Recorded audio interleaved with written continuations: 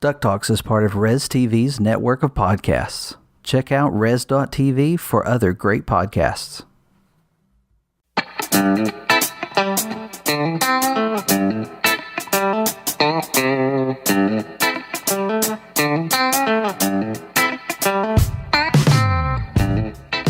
It's the week of Monday, December 17th, and you're listening to episode 54 of DuckTalks.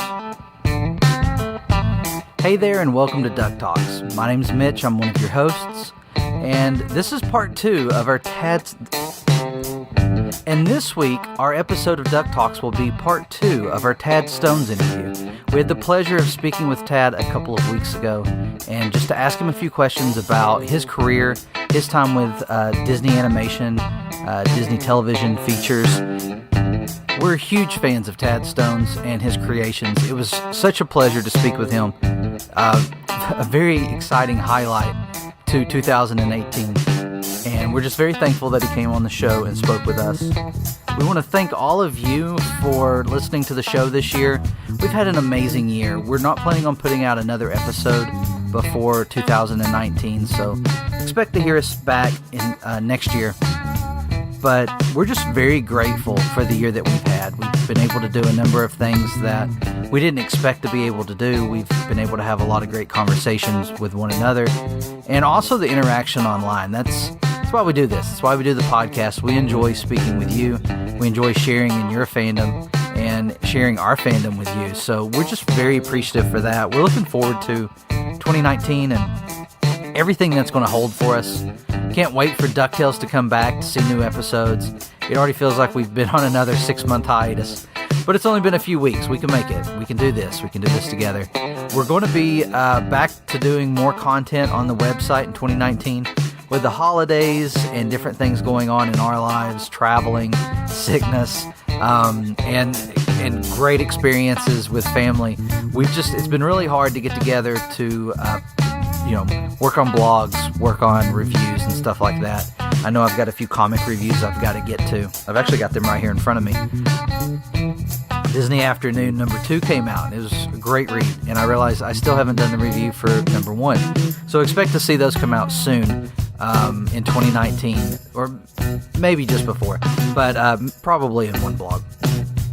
Not a lot of news going on with the show, so not going to waste a lot of time on that.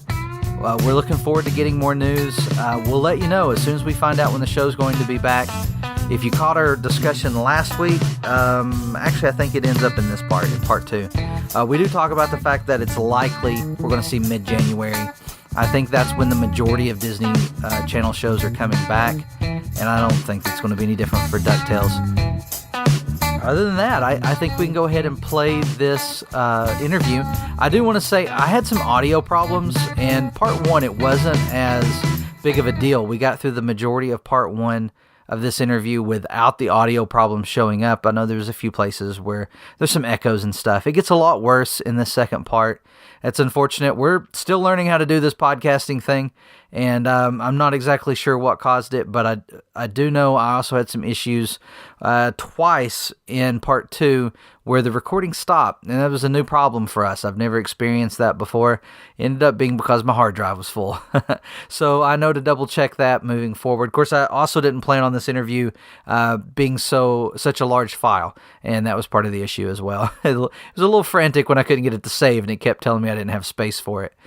But was able to save it and was able to get it edited and to you, and hopefully with some magic, all the sounds good enough. But we wanted to put out a good interview with Tad because we had such a good time, and we're looking forward to having him on in the future. And but anyway, here you go. Here's our interview with Tad Stones.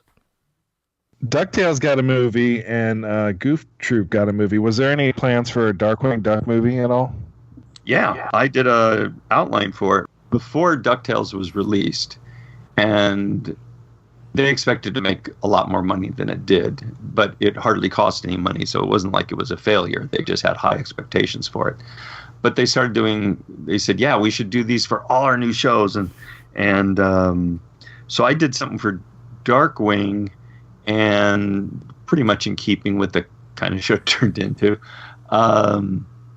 And they just didn't like it. And I went back and said, you know what? I can't do both. I can't spend the time to develop a movie and do the show. I got to concentrate on the show. Thank God they never did a movie, because I know exactly what would happen. They had the French studio. This is when they were working TV animation before they shifted and did Hunchback of Notre Dame with features. They developed a Darkwing movie, but it's like they totally ignored the Bible. They just went back to the old 00 Duck days and just did a spy pitch. And I don't even think they drew him in purple, as I recall. But it was like it was too late. By then, the DuckTales came out, didn't do as big as they wanted. And had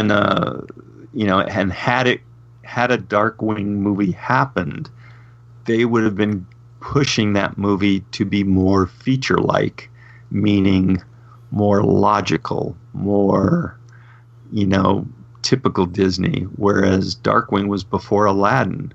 And there were discussions of, could Darkwing address the audience? And to me it was like, no, Darkwing is like a Warner Brothers short made 22 minutes long and given Disney heart.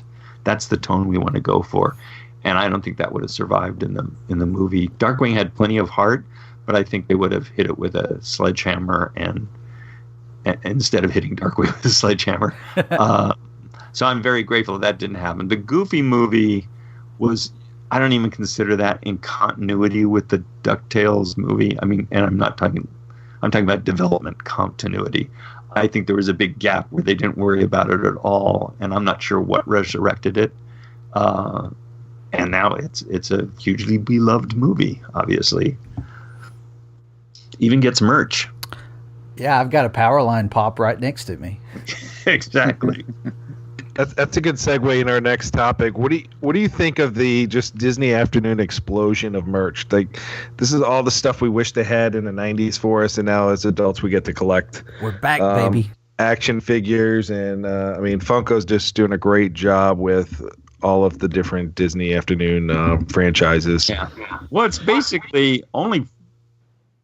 Is there somebody besides Funko doing it? Because really. I think those guys are big fans, and they jumped on it. But even their Huey, Dewey, and Louie's are the old, and Scrooge for that matter, are the old versions when they have round heads. It's like, I know Frank was saying, like, but ours fit their design better. It would actually fit Funko better. And hopefully, and I said, just give it time. They're not adverse to making money. They'll put out a new set too. It's great seeing that, because we hardly got any. I mean, Darkwing got more merchandising than a lot of the other shows, in that it had at least one line of toys, action figures. A second one was designed that was never made, but other than that, there wasn't that much done. There were like night lights and bed sheets and pillowcases and stuff. But really, I think the DuckTales stuff is just beginning. I mean, again, it's not like SpongeBob was at the height, or or Turtles at the very peak, where they're just everywhere on everything. But I think I just think it's fantastic. Not just that they're doing it at all, but that what's coming out is generally on model and looking really good. Well, aside from the Funkos who are purposely off model, but very appealing. I don't like the Chase figure of Megavolt that I've seen. He's just too, again, skinny and lanky. I like the nice compact Darkwings and Goslins. They just look fantastic. And the Negaducks, which I have behind me. Yeah. Yeah, that's what I was going to ask you. What do you have in your collection? Generally, here was my deal with Disney at the time. I mean, I had to do various meetings on Rescue Rangers with licensing. And at the beginning of Darkwing, I called up the guys that I'd have meetings with, and I said, I'll make you a deal. See, I will go to as many meetings as you want, as long as you give me one each of everything that's made. That's everything that's licensed. And for the most part, they kept that up. There's only a few things that slipped by without me getting a copy of them. So partially it's that, but I do have this kind of built-in reluctance to giving Disney money for things that I created. It's just a pet peeve. However, a friend of mine, Amy Meberson, of Pocket Princess fame and a Disney designer and book illustrator. Anyway, Amy gave me as a present Darkwing Goslin and Launchpad. And I didn't know it at the time because she doesn't live close to me, so we only see each other at conventions. And then she's lugging a bunch of stuff and didn't have room to bring me my loot. She had actually bought a Negaduck for me. I didn't realize that. I did a convention up in Canada where I barely get away from the table, but, you know, walking around, I saw that a guy had Funko Pops and he had Negaduck. I went, you know, I've got the others and it looks so good. It's like, and it's a good price. It's, you know, I'll buy that. I wouldn't buy, they also had the Negatron. I said, well, that's a little more expensive. I'll just go ahead because I've sold plenty of original art. I can afford this. But I went back the next day, and of course they had sold the Negaduck, and they had the Negatron. But since I had already crossed that mental line, it was like, oh, fine, I'll buy the Negatron. And then it turned out that Amy had got me Negaduck too, so I got all those. And then, let me turn around and double check. I forgot whether I bought Launchpad or somebody got it for me. Oh, I think it was Aaron Sparrow, who does a lot of toy collecting, and I sign comics for him all the time and things for him to sell. So that I have that group, but there was no way I was going to, you know, buy a bunch of mystery bags of, you know, the little minifigures, you know.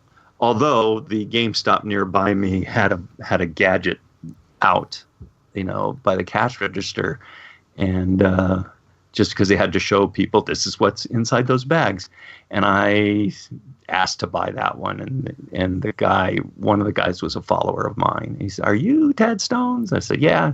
It wasn't like he gave it to me for free, but I at least got to buy something there. And then Aaron came through and got me the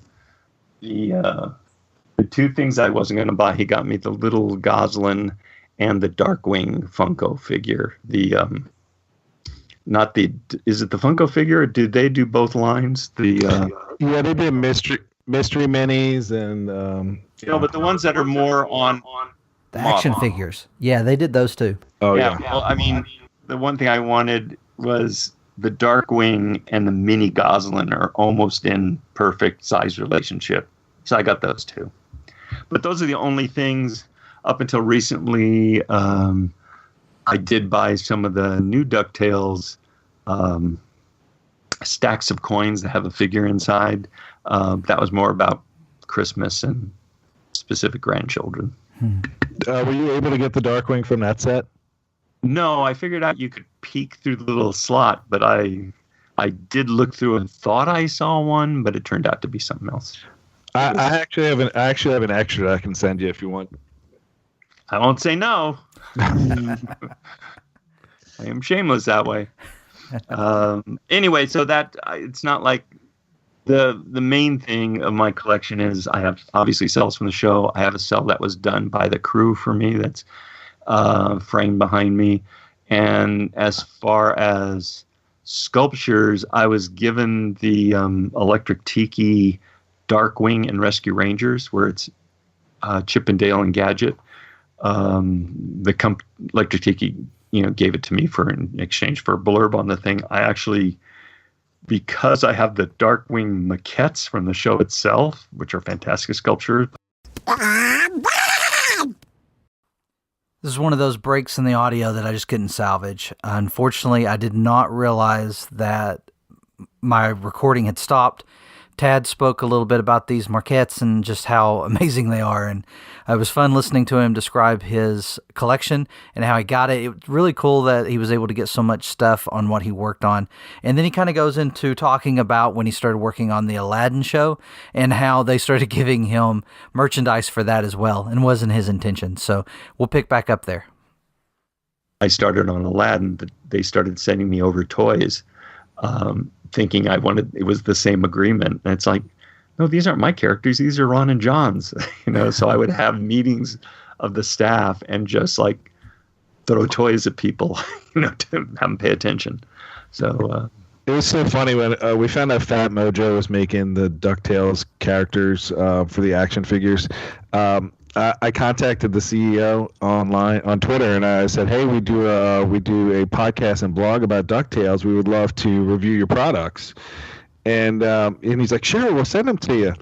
And Frank saw that tweet, and he's like, "Hey, I don't have a podcast, but I kind of make the show. Can I have some too?" I was just thinking tonight is like, IDW puts out all these comics. I wouldn't mind having some DuckTales comics.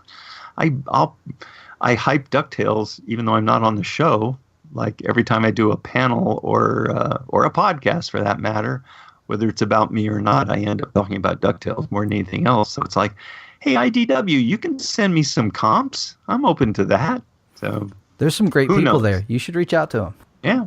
I got to say, I did my first convention in a foreign country in Belgium, and that was fantastic. Because one, they were super nice. It was just fantastic. A FACTS convention, FACTS, standing for something, fantasy and whatever. Look it up. But I got to meet these fantastic Disney artists from Italy. And of course, Donald and Mickey have been published almost outside of the war years, I think nonstop for over 30 years. And these guys are just fantastic. And especially one of them, Claudio Chiron, he was one of the guys who reinvented PK or Papranique or he's got a different name in every country. But the Donald Duck superhero, he was created at one point, and then they brought him back in the early 90s as a serious superhero, and suddenly his cape was patterned after Spawn's cape. And there's this huge ongoing continuity dealing with android women and people traveling back from the future and space alien races, and it's just fantastic art, fantastic stories. Only a slight nod toward Huey and Dewey and Louie are always off at some, Woodchuck Rangers, camping or activity or something like that. So he's free to, fight crime at night.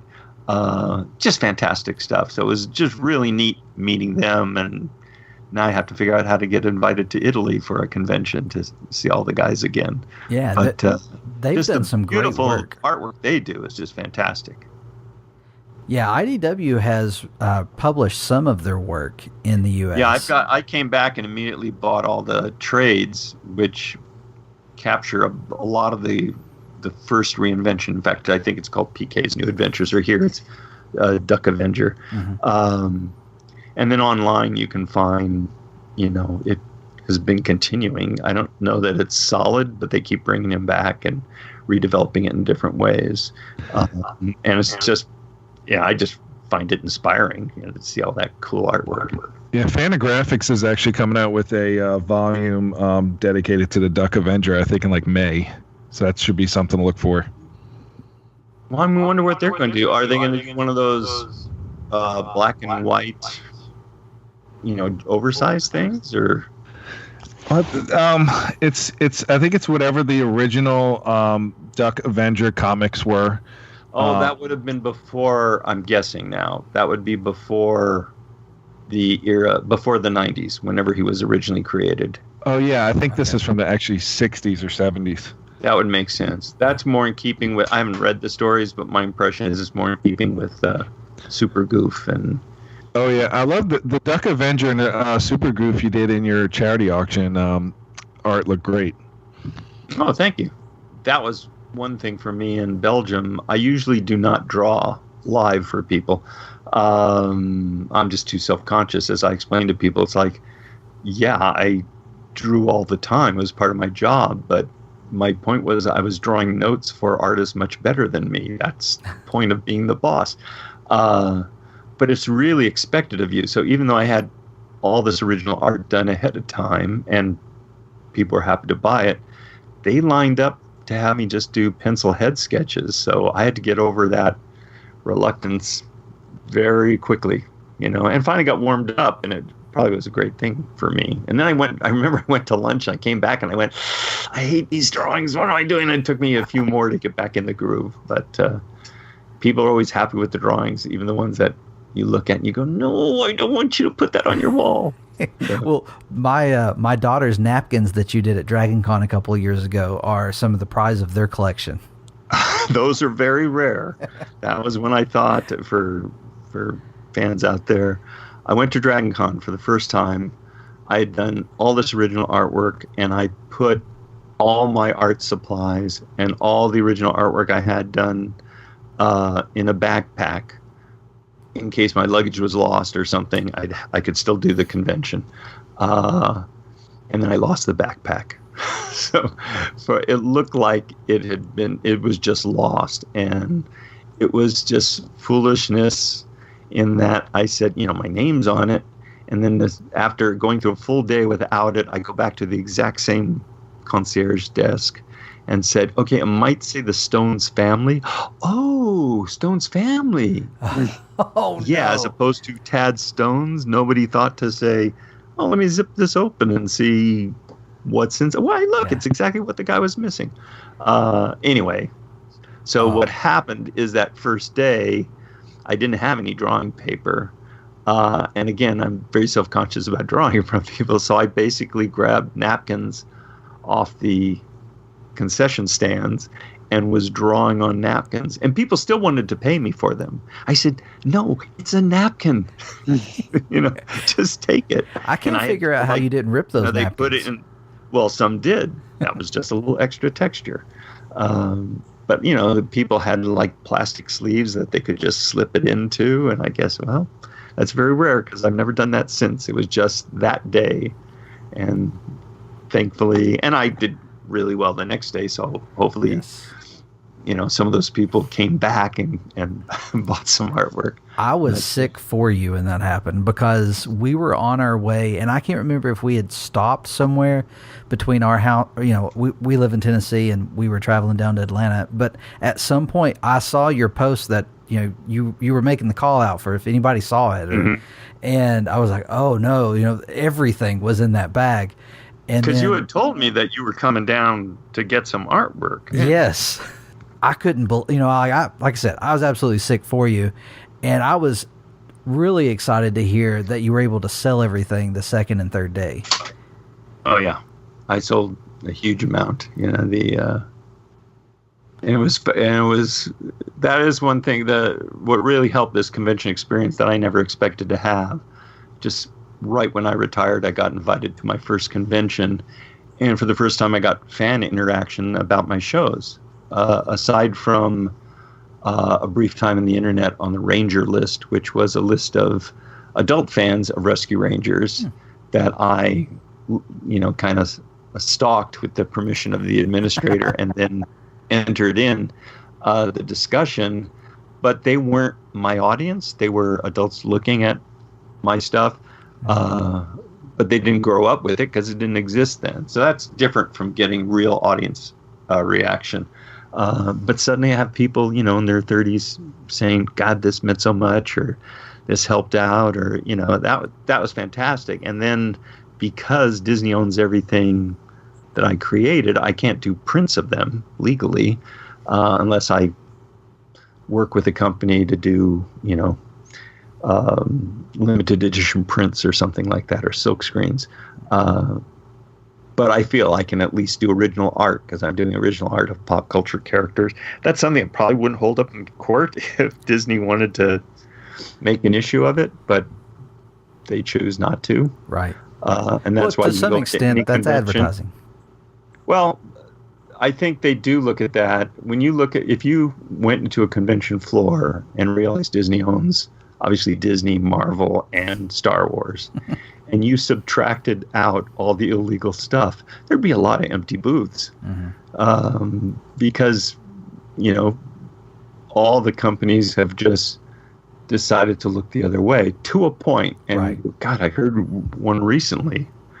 Who was it? I forget now. I think it was Bob's Burgers, that they actually cracked down on somebody who was just doing, somebody from the show who was just out there doing sketches and things. So, you know, you can't count on any of that, and you cannot make a legal issue of it because the law is on their side. Right. And fans have said from time to time, oh, they should do a special deal for fans for selling at this. That's something they could afford and still turn out their merchandise so everybody wins. And it's like, no, you don't get it. They have the rights to do it all. Right. They don't want to make up a way to make less money, because then the people who would normally pay for a license would try to get that cheaper price. It's like, no, it's not their interest. Just don't bring it up. So anyway, it's you know, thank goodness Disney has, you know, made the calculus of, look, this isn't harming our stuff. Trying to stop it would actually bring more bad publicity than good. I think the only thing they would watch out for is stuff that looks so close that you confuse it with the Disney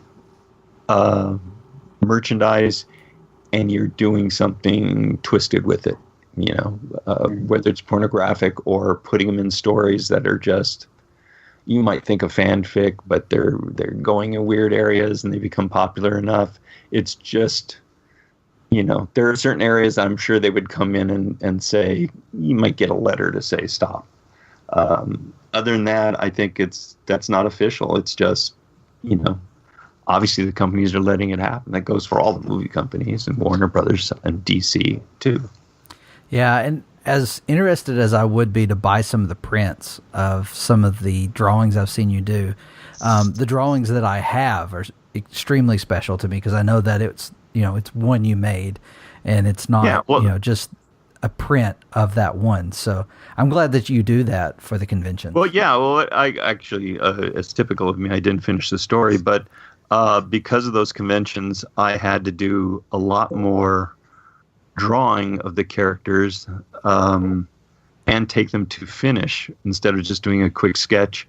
And I had guys who worked for me for decades who saw the stuff on the internet and say, hey, you're drawing these guys much better. And it's like, yeah, maybe I should have done this 25 years ago, you know, and practiced then. But it was just, yeah, you learn to draw by drawing, and you know, even now I can draw a Darkwing Duck. In fact, yesterday I was doing that, and he's not looking right to me. Whereas, as we've talked, I've been doodling little Darkwings, and he looks fine. It's like, yeah, he's on model. So anyway, it was all that practicing really paid off. So that's what needed these conventions. That's why I saw the original art, and now I'm more open to doing head sketches, and you know, little kids come up with sketchbooks and things like that. There's always a calculus you make at the time, whether you just do something for free or are going to charge for something. You know, little kids generally get the free, even when you say, oh yeah, this looks suspiciously like your dad's book, but you know. No. Well, are you planning on doing any conventions next year? Yeah, I don't. People say, oh, are you going to do such and such convention near me? I don't rent a desk. You know, this is like just a fun thing to do in retirement. So I only go to places where they invite me, meaning they're going to pay my way. It doesn't cost me anything. And I'll do as many panels as they want me to do. So far I'm doing convention in February in Birmingham, Alabama. Comic-Con. Russia would like me. They've been after me for several years, and I'm talking to them. There's a possibility of a small convention in April and a much larger one in October. And there has to be a way to make it make sense, because just the difference in economies are so much that part of me is saying maybe I should just go for the experience and not try to sell anything and just sign autographs. It may come down to that, because I don't want to like drop prices for Moscow and then offend all those fans in Belgium. Right. So no, that makes sense. Yeah, so we'll see. Anyway, I don't, it's basically if someone wants me to come to their convention, it's a matter of having the convention invite me. And generally, especially the larger cons, may say like Dragon Con is my favorite con, and they have a thing where you can't appear within 200 miles. I think it's something like 3 months before, 3 months after, which again makes sense. And it's like if you look on Google Maps and you do that, oh, that's fine. That's way more than 200. Then you say, oh, that probably means as a crow flies. Oh, okay. It's Right. not far enough. But that's it. I'm always open. So far, I got to go to Maui once, and Cool. that was awesome. And Dragon Con was a huge hit. And I did Denver and Saskatchewan, Canada, and like I say, Belgium was fantastic. So a lot of times it's just social media where people out of the blue will say, "Hey, I'm running such and such convention. Would you come out and would you be interested?" And it's really a matter of schedule, and if they can, pay my way, then I'm happy to do it. And then it's like, do I have time to do artwork in between these conventions? If they're too close together, that could be a problem. But now, after the Belgium experience, my feeling is, you know what? If I don't have as many pieces of original artwork and I just sit there and do sketches, or commissions, I don't do it other times, so that'd be fine. So anyway, long rambling answer that I'm famous for, but February in Birmingham, Alabama, and I put in a request for Dragon Con, so we'll see if they have me back. I hope they do, because that's the one I'm most likely to make it down to again. Oh, there you go. And I'll be there. It was a lot of fun. I'm hoping to actually spend at least a couple of days there next time. And that's right. You had to come down one day and head it back, didn't you? Yeah, I did. My daughter had an appointment, so I had to make it back. And but it was a lot of fun. I had a good time. It's not that long of a drive for me for one day. It's a long day, but it's not that bad. But next time I plan on spending some time, and I'm hoping we can put together some DuckTalks stuff while I'm there. And sure. Trying. I know to, the convention has rules on when you. This is behind the scenes, ladies and gentlemen. They have rules on interviewing people at their tables, because they always look out for the fans and crowds, and basically you're keeping a creator from interacting with fans. And of course, creators don't think there's some protection there. It's like, yeah, you're keeping people from buying my stuff. But you put in a request, and it's no big deal. They just arrange a specific time. Sometimes it's before the con is open, so it's quieter. And I would be happy to. Yeah, I missed it last time for the cutoff, but I've already got, I'm already working on those plans and trying to talk Pirate into coming up, and maybe even having some kind of meetup with, because I met a couple of people that listened to the podcast while I was there. Fantastic. There you go. Yeah, so I'd like to put something together and maybe even get on that animation track and put together a panel. I don't know what our time frame on that is, but we've been batting some ideas, and we'd love to talk with you about being there if we can get that together. Yeah, in general, I mean, again, having a different moderator who really knows something more and has a different slant, or who you put together, makes all the difference. So. Well, you gave me a great idea. I'm going to have you do live drawings the whole time. Okay. I did that No, I'm just kidding. It was actually charming in Denver Comic-Con. I only did that once, but it was a kids tract, and it was like really about getting kids to draw, not like draw this line, now draw a circle, but it was like everybody draw a bug. And I would do it, and then bring the kids' drawing and put them under the opaque projector to beam it up on the screen. And then, I talk about their drawings and do funny voices, and it was a lot of fun. I'd love to do that again. Does sound like a lot of fun. My girls would love that. They both love to draw. There you go. All right. Anything else? I hardly hear from Josh. Are you got any burning questions?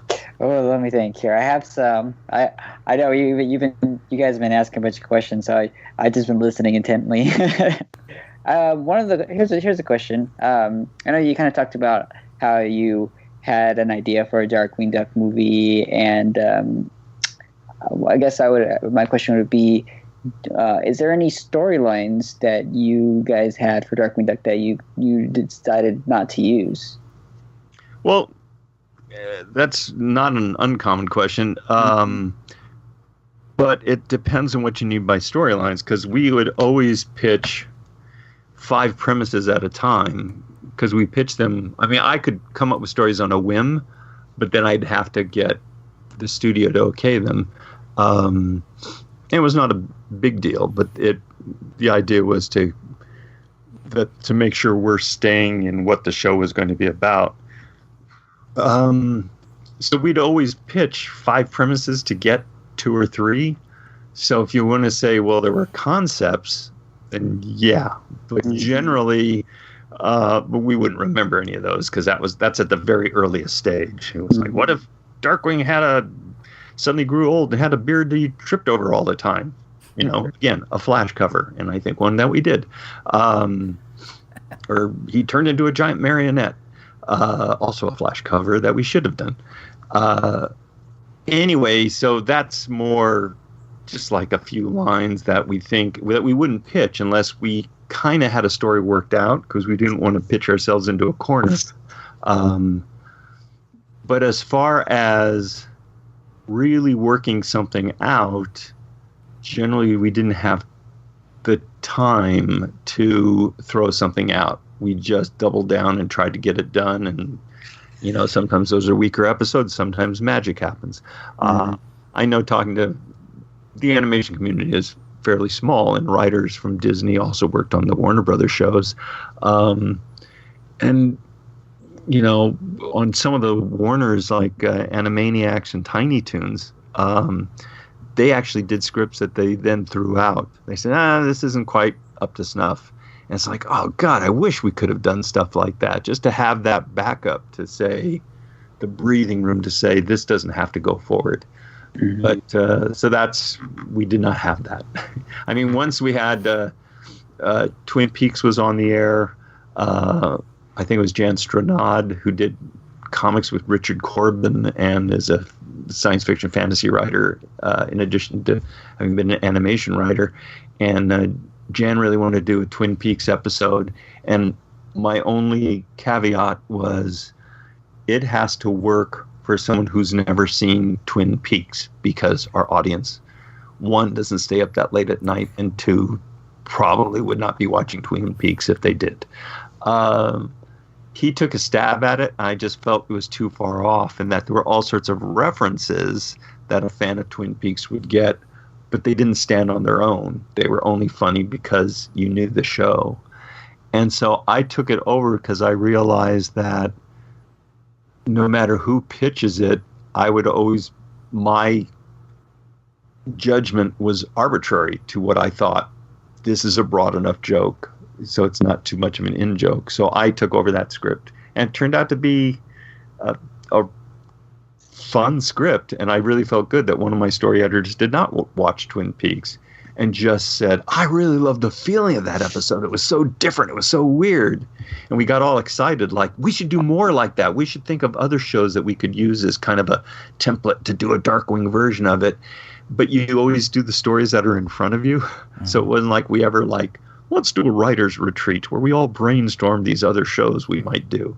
It was like, had someone come up with a pitch, we would have done more, but no one did. So that was both a case of schedule dictating that I couldn't drop the Twin Peaks thing. It was slotted in the schedule. I had to dive in and do it, and it worked out well. So are you part of any current projects? No, I retired officially June 1st, that would be 2016. So 2 years ago. Even though, and after, so I did no projects after that. There was a few. The last thing I did was working on a Netflix show called Kulapari, An Army of Frogs, which was popular enough to get a second season that I had nothing to do with, that just came out, I think. My Chuck Patton, who is look up his credits for comic books and creation of Vibe and other things for DC Comics. He was my supervising storyboard artist on the first season, and he took over directing the second season. He's fantastic, but that was a weird experience working with a client, so that I had to rewrite all the scripts in a major way, but I had to use the story that was there. I couldn't just say, oh, that element doesn't work. I just had to just do it. And it made me, I ended up writing a completely different kind of series than I normally would have, which was a cool way to go out. I was like one of the cool kids doing a Netflix show before I retired. But since then, I've got ideas that would have been TV shows, and I'm just figuring out what is a way I could do those stories without turning into a real job. Yeah. Which is it's something I always thought I'd do some comic work after I retired, but I started that. I had the story, and I started doing pages and pages, and it was my wife who said, you can't spend 18 hours a day in that little room, because my office is very small. And I thought, which I've told many people, it's like, yeah, I didn't trade a well-paying career in animation for a non-paying career in comics. So it was like, I had to reevaluate. Well, maybe I'll just do one story, a graphic novel, but that's, I think, in terms of series. And it's like, yeah, what if I do one and it's actually successful? They would want me to do a second one, and then suddenly I'd have a job again. So anyway, I played it with the idea of doing it both comic and prose that go in and out of both mediums in a unique way that I could just self-publish, like on a Kindle book or something, or Amazon, just for myself. And if people buy it, they buy it, but I wouldn't have to deal with schedules or editors or whatever. But again, that was not, there's something about that didn't let me just do, oh, I'm going to work on this 3 hours a day. You know, it was, I had to take time to get into it and get back into the flow. It just didn't seem to work that way.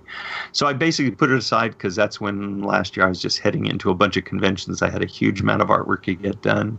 And then I developed steampunk costumes for the grandkids, and that I've been posting about. And it was like, you know what? I'm not going to worry about it. I'm going to put a lot of pressure on myself. And now it's getting to about a time, well, is there something to do with that? Should I do it in a lighter way? Amy Memberson, who I mentioned way back at the beginning, does the Disney Pocket Princesses. And if you haven't seen them, Google that and you'll come up with them. But like almost every Friday, she does a single panel gag, totally fan art, of these smaller versions of the princesses as if they all live together. And Disney is aware of it, and they love it, and it's one of those things where they turn the other way. But then they had Hasbro used Amy to design a new line of toys based on her artwork. And it's the closest thing to it is the princess sequence in Ralph Breaks the Internet. So it's, you know, I was thinking, can I do something like that? But my thing doesn't lend itself to a single panel. So we'll see. Other than that, I just, as long as I've got creative projects to work on and this and that, and the ever-present cleaning out the garage that I never seem to get finished with, you know, we'll see. We'll see what happens. Perhaps if the internet keeps me from going crazy in terms of just keeping contact with people in general, and podcasts, obviously, but I'd probably get a lot more done, I suppose, if it wasn't here. We heard Jim Cummins talking about him working on a big Disney afternoon book. Have you heard about that or contributed in that at all? I've been interviewed by several guys. One one guy, heartbreakingly, was really going to do an academic study and wanted anything I had on like budgets or schedules and things like that, as well as the usual interviews. And he got far along, and they were even going to have me come on a book tour. And I said, you don't have your visuals yet. You need Disney's permission to do all the artwork that you're talking about putting in this thing. And right about then, the management of Disney Publishing changed, and he had to start over again. And then I think Disney is doing, again, it all blurs together in my mind, so don't quote me as an authority. But I was interviewed by several people, and I think one of those was an official Disney sanctioned book of some sort, which I assume would be heavily illustrated, coffee table book type thing. I could be wrong. Maybe it's just a smaller book, but so there's something coming on the Disney Afternoon. And I know that guy was interviewing lots of people. I certainly pointed him at a lot of people. Then I talked to one guy, I wanted to do a little film, interviewed. I never got filmed, so I guess that's not happening. So maybe it was just those two projects, because I talked to both guys several times. That kind of got fuzzy. So yes, there's going to be some sort of Disney Afternoon thing, but I don't think the company is suddenly going to turn into the reboot of the Disney Afternoon. I think Frank and Matt are going to do, and Sean are going to put that into one very amazing show that we're all enjoying. Absolutely. Can't wait for it to come back in January. Now, wait a minute. Do you know something we don't know? Actually, no, I just assume it would come back in January. Okay, that's our assumption too. That's literally just me assuming that, well, they're on Christmas vacation, right? So right. Come back in January. So yeah, I saw one of the other shows. Thank you for catching me on that, because it's okay. Although it would be logical for them to come back then, I would think. You wait for people to come back and. Yeah, that's our assumption. And I saw today that the new Star Wars show is already on the schedule to come back on the 13th of January. So I'm thinking mid to end of January is probably what we're looking at. Now, is that Star Wars on Disney XD or Disney Channel? Because that would make a difference, I would assume. Star Wars is on the Disney Channel, but it runs after they premiere the episode, they move it to XD. So it comes out on the Disney Channel every week and then moves to XD after. Okay. So it's there was a huge hiatus that everybody hated on DuckTales, and we don't know what you're talking about.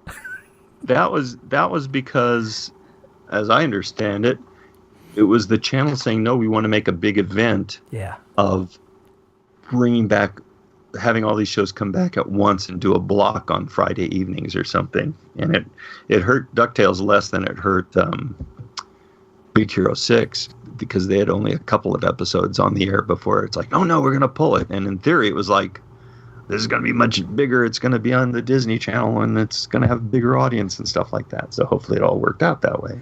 Yeah, it's definitely been good for DuckTales. But Big Hero 6, we had a lot of people, even though we weren't doing any coverage of Big Hero 6, we still had a lot of people reaching out to us and saying, hey, have you heard anything about Big Hero 6 while you're paying attention to DuckTales? Yeah, because that's done by my old partners, because that was Bob Skilling and Mark McCorkle, who are probably right now being very busy with the Kim Possible live-action movie. So I still have a million questions, but I'm not going to keep you all night. I do have one other question that I would like to ask you if you've got a moment. Sure. And it's very self-serving, because I made a mistake a few episodes in our podcast. I made the comment that you had worked on DuckTales, but I very quickly realized after editing that episode that I didn't think you worked on DuckTales. Maybe I was thinking of something else. And then when I started looking into it, Sport Goofy and Soccer Mania, that was something you wrote. Was that like a precursor to the Disney Afternoon, or was that part of the Disney Afternoon? No, it was totally separate. One, a while ago, if you had asked me if I worked on DuckTales, I would have said I gave notes. I was, especially early on in the development, but I didn't work on it, and I was going through old stuff in the garage. And I found a huge publicity release that was an interview with Len Schooley, who was the writer of the DuckTales Valentine's special, and he was going on and on about how I was a great story editor. I was like, I guess I story edited some DuckTales, or at least those specials. See, I'm right even when I think I'm wrong. So, see, you're not wrong. I was in some way, but And like I say, I pitched in, Bubba Duck and Gizmo Duck. But I didn't write those scripts or have anything to do with the development other than coming up with the concept. But, I'm guessing because the Valentine thing was some special deal that maybe I just edited that, but I have zilch memory, and I should actually ask Len about that. The other thing, Sport Goofy Soccer Mania was totally different in that I was, like I said, I had done some time at Imagineering, then I came back and helped out on these TV shows, and then it was like, okay, time to get back to animation because there's no work for me here. And it was like, I had gotten all sorts of raises, but it wasn't like there was a spot open for me in the animation department. So if I went back, they weren't sure they had a spot for me, but it certainly wouldn't be at my pay level. And then before that happened, it was licensing side of things who basically said, to sell merchandise, we can't just wait for features. We need to be on television. So they were pitching the idea of doing half-hour featurettes or something. So they came up with that, and so I was sent over to help them and pitch things to them. We had one meeting, and I then went back and brainstormed a couple ideas. One was Mickey and the Space Pirates. The other was, at their request, this Sport Goofy. And I basically came up with 2 full storyboards, meaning literally 4x8 foot boards covered with marker drawings and telling the story of each thing. And the natural thing for me was, I'll use Uncle Scrooge. He's donated the trophy to the nephew's got the trophy out of the money bin. I forget what the thing was, but basically Scrooge needed a soccer team to win back the trophy because it was more valuable than he thought it was. So whatever my story was, and then that project became kind of a training thing for Daryl Van Sitters and his group of animators that he had come together in kind of a prep toward working on Who Framed Roger Rabbit. And those guys, Joe Ranft, who later became head of story at Pixar, Chris Buck, who did Tarzan and Frozen, Mike Giamo, who I think was art director on Frozen, did, I think he directed the cow movie, whatever that one was. Oh, yeah. Anyways, a hugely talented, very small team.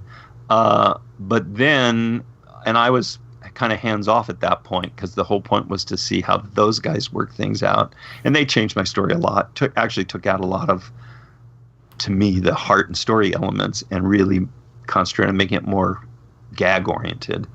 And then it later mutated into a thing that was a training project where Ward Kimball was helping out on just giving notes on it. And I had spent 9 months with Ward over at Imagineering working on the Transportation Pavilion. Anyway, the funny thing about that, when it went on the air, DuckTales had not been on the air yet. And I was called in my boss's office, and here's like the boss, the secondary boss, this other guy, these guys, and they were like not happy at all. And I've never had a meeting like this where they really want to be angry with me, and I'm not at fault at all. It's like my name is right there. And I said, "Oh, I didn't realize I got a credit on it. Oh, that's cool. Somehow, yeah, it was like a training thing, wasn't it?" And it was like they had all this anger that they wanted to explode at me, and they couldn't because I was just sitting there smiling, going, "Yeah, I had nothing to do with that." Well, at the very beginning, that was like I don't know how many years ago. So that was fun because they were panicked that was the introduction of what looked like DuckTales, and yet it wasn't DuckTales, and it wasn't what they were trying to set up. And that's when I always laugh when people say Disney is all about synergy and they come up with conspiracy theories. It's like, we wish they were that well coordinated. Now, curiously, the reason why I ended up at TV animation was those same people, including the boss who wanted to be mad at me, were part of that Sport Goofy group. And they were really impressed with how fast I came up with stories and that I could illustrate them too. So when Michael Eisner came to the company, I was actually on vacation. I got invited basically to his house. I got a call to say, we know you're on vacation and we know it's a weekend, but could you come to Michael Eisner's house to talk about television animation? And it was like, I only knew what I read in the papers. That was literally his first week. And I said, yes, I will come. And I went there. We were a group of like 10 people who were just pitching things. I actually pitched Mickey and the Space Pirates, and he really liked it. And that's when he said, no, but Mickey, we can't touch Mickey yet. We have to make sure when we do them right. And he felt that anywhere there was animation, Disney should be there and be the best. It doesn't mean like television animation needs to look like feature animation, but it should be the best animated entertainment on TV. Which, was a cross to bear when I started doing the spin-off shows or the sequel shows, whatever you want to call them, like Aladdin and Hercules, because to the audience, they were supposed to look like the features. Right. I love what they did do with Mickey now. Mickey shorts are amazing. Yeah, well, exactly. When they get looser and more creative with things, it's like Mickey has always been a character who has many different designs coexisted. You'll see merchandise of the black and white Steamboat Willie, Mickey in the band uniform from the band concert, Mouseketeers Mickey, the new Mickey shorts, and they all coexist with the big-headed thing that walks through the parks. And to a little kid, they're all the same guy. Mm-hmm. And it's just like a magical thing, that's just how a kid's brain works. And, don't sweat the details. But anyway, I hope that answers your question about Sport Goofy was before DuckTales, but not a direct thing at all. But it was a music meeting for me. Yeah, and yet it led to you being at Disney Television Animation. Or being back. Yes, it did. So that's really cool. We have a fan of our podcast whose name is KC, and he is a big Bubba fan. So if you created Bubba, then he will give you full credit for DuckTales. Oh no, I knew Casey, and he's still anxiously waiting for Bubba to show up in DuckTales. And you've seen the artwork from, San Diego, so it's obviously a whole different Bubba. Right. But I think the Frank has told him that, I've talked about it in a long time, but at least first season, I remember Frank told him he had a very important role in DuckTales. But again, my own opinion, I don't think they have room for he can't be part of the show like he was in the original, because they've got a lot of characters to service now. So, right.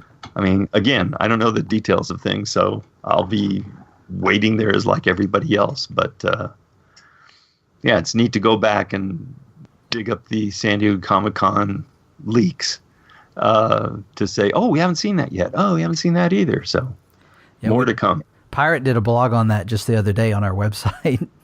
There you go. We've got a lot we're still waiting on this year. A lot to look forward to. Yeah, so we've seen Three Caballeros. We've seen Mom. I don't know, and Bubba we have not. So who knows when he comes? Maybe sooner than later. We've got a host Steampunk Gizmo Duck to look forward to. Oh, that's right. Yeah, that wagon wheel version. Yeah. Well, that'll be fun. I love in the Christmas episode the moment where Scrooge passes himself, and instead of making a big deal, it's like, oh, hello, young Scrooge. Hello, old Scrooge. It's like, how many times has that happened to him? He's just used to it. There's so much about that episode that's just great, and we've looked at it and talked about it. But yeah, Scrooge has definitely done a lot of time travel. There's no doubt about that. Mm-hmm. As has Goldie. Right. Well, Tad, thank you so much. All right. Well, I was great talking to you guys. Yeah. Yeah. Thank you for coming. I hope you edit all the pauses so we get a nice tight show, and anything where I ramble too much, feel free to snip. Well, thank you for your permission, because that's definitely what I needed. Otherwise, I wouldn't want to touch it. Okay. But thank you for coming on. Funny. Someday we could have a show where we just talk about Rescue Rangers, and the whole show you run it 17% faster. Which I believe was the magic number of what we speeded up voices on Chip and Dale. 17%. Yeah. I didn't realize till the other day Corey Burton was the voice of Dale on that. Yeah, Corey and Tress McNeil was Chip. Yeah. We know her from... Corey's been on the new DuckTales. On Simpsons. Oh, yeah. Well, of course he did Ludwig. So, yeah, Corey, I mean, you got to realize that most of Rescue Rangers was done with 4 people because each person did a million voices. Jim did half of them. It was... Well, Jim ended up early on because Peter Cullen started out as the voice of Monty. It was very close between Peter and Jim. And so Jim was always the guy I had as doing the villain. So generally it was just those 4 people in a room. And then it was just, I made the call to replace Peter with Jim, which was not, happy at the time, but it was just, we almost went with Jim originally. It was purely on just tone of the voice. It was like Peter was a little lower, and it was practically a flip of the coin. Yeah. But when we actually got into the show, I just felt like I wasn't getting extra humor from Monty like I was from Fat Cat. I'm not even talking about ad libs. It's just like there's a way to do the line. That's a perfectly serviceable way of doing the line. I can't point to anything being wrong about it. Some other actor takes it and they give a reading that makes you chuckle. And it's purely their performance. And so I switched to Jim. And but even then, and so it was generally Corey, Tress, Jim, and then one spot for a guest person. It's one of my favorite shows of all time. I mean, Darkwing, Rescue Rangers, DuckTales, all of the Disney Afternoon, growing up, that was a huge deal to me. Catching that block of programming was important every day after school. And I've told you stories about playing on the playground, playing Rescue Rangers and stuff like that. It's a huge honor to have an opportunity to speak with you and that you'd come on our podcast. And you're welcome on this show anytime you want. Of course it did. Okay, there we go. But just now. You could just leave it as a cliffhanger. You're welcome anytime if you want to talk about, and then we'll never know what happened. Yeah, but seriously, if you want to come on and talk about an episode, like maybe the next time Darkwing's going to be on, you don't have to tell us he's going to be on. Just say, hey, I'd like to be on the podcast. We won't look into it or think about it any further than that. We'd love to have you on. I do visit every once in a while, but I literally, everything I say about the new DuckTales is mostly as a fan. Right. And even if I err on saying something about how I think they're going to do a character in continuity or something like that, I shouldn't be saying stuff like that, but if I do, it's probably old information, because there was stuff about Darkwing that I know originally they wanted to do one thing and they ended up doing something entirely different. So I don't know what's going on. Right. So oh no, I would be doubtful that I'd call you guys and say, so I think I'd like to be on next week. And you say, well, we actually have this other person. No, I think it's my turn to be on. I don't think it's going to happen that way. So okay. After the fact, if you see something that you say, oh, cool, let's see if Tad will want to do a show about that. I'm sure the bobblehead will pop back up. Yeah, well, we will definitely do that because we usually record the Monday after. So we'll holler at you on Saturday and see if you're free. Okay, sounds good. But thank you, and thank you for coming on and speaking to all of our listeners. We've got a big following of your fans, so we're grateful. Oh, good. All right, then all I can say is stay dangerous.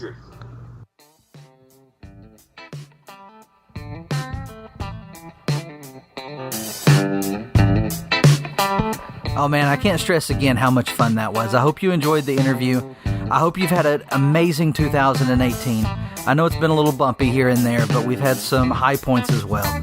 And we're glad that we got to know you, and we hope that we get to know those of you who are listening and haven't reached out to us yet, don't forget, you can always email us at ducktalkspod@gmail.com. And just, let us know that you're enjoying the show. Let us know what you like about the show. If there's anything you'd like to see us try with the show or do different. If there are any subjects or topics, we get people all the time who send us messages letting us know they'd like for us to review an old episode of DuckTales. And we're going to do stuff like that. We've tried to focus mainly on the new show and then fill in with, the old stuff when we need to. We're fans of the old stuff, but man, we're really loving this new show, and we want to give it as much content as possible. It's what we're excited about talking about, because we've talked about the old show for years. But we will add some of that as well. You reach out to us you can also reach out to us on Twitter. You can find us at DuckTalks. We're also on Tumblr. That's also DuckTalks. And maybe we get Instagram fixed in 2019. It got broken before we could use it. You can also find us on YouTube. We have been putting out more videos. You can listen to our podcast on YouTube. Josh has been doing a good job with the episodes, and we plan on doing more content, more reviews in 2019, more video.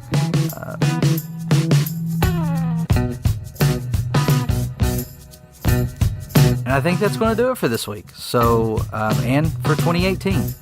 Again, thank you. Thank you so much. It's been a great year, and we're looking forward to the next year. We hope you have a great, amazing holiday with your family, and that you get to enjoy it to the fullest, whatever that looks like for you. We appreciate you listening, and we'll see you in 2019.